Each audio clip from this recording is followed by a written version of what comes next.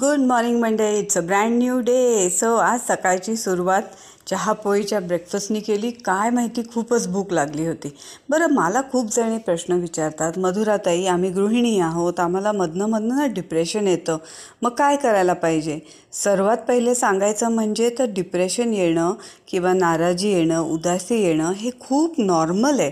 आपण त्याच रुटीनमध्ये असतो, सतत घरात असतो, त्यामुळे कधीतरी आणि एरवीसुद्धा जरी तुम्ही वर्किंग असाल तर मनुष्याला डिप्रेशन येणं हे खूप स्वाभाविक आहे. सर्वात पहिली गोष्ट म्हणजे तर हे नॉर्मल आहे हे ॲक्सेप्ट करा. पण कंटिन्यूअस जर का डिप्रेशनमध्ये आपण जात असू तर मग आपल्याला काहीतरी मदतही घ्यायलाच पाहिजे, कारण ही स्थिती चांगली नसते. थोडा वेळ येणं आणि मग परत ते नॉर्मलाईज होणं हे ओके आहे. डिप्रेशन जेव्हा येतं तेव्हा स्वतःची काळजी घ्यायला पाहिजे हा सर्वात मोठा संकेत असतो.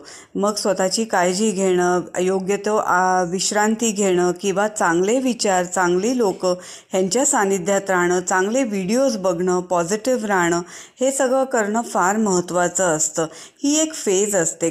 आपण घरात असलो तरी आपल्याला कधीतरी असं वाटतं अरे बाहेरचं जग छान आहे. बाहेर काम करत असतो तर आपल्याला वाटतं अरे मी घरी असती तर किती छान आराम केला असता.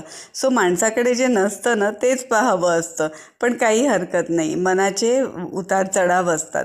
आता तुम्ही बघा, मी जस्ट आत्ता तयार होते. माझं पण तेच रुटीन आहे. रुटीन फॉलो करणं खूप महत्त्वाचं आहे, कारण रुटीनमधनं माणूस घडतो. पण त्या रुटीनमध्ये आपण स्वतःची काळजी कशी घेऊ शकतो? शरीराची पण आणि मनाची पण.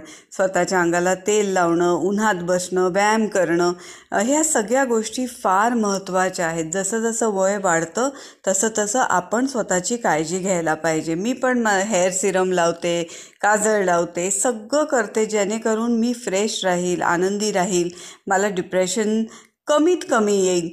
काही कारणाने आपलं मन नाराज व्हायला शोधत असतं. काही नाही, मस्त गरम गरम कॉफी प्यायची, छान जप प्रार्थना करायची, पॉझिटिव्ह विचार करायचे आणि आलेला दिवस छानपैकी घालवायचा. मी तर असंच करते.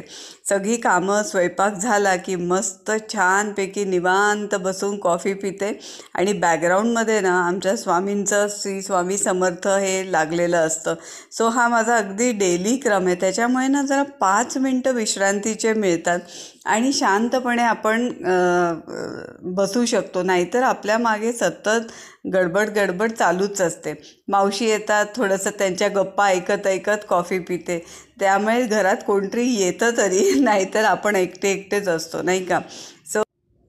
सो कॉफी प्या आणि खुश राहा, थंडीचा आनंद घ्या. Bye bye.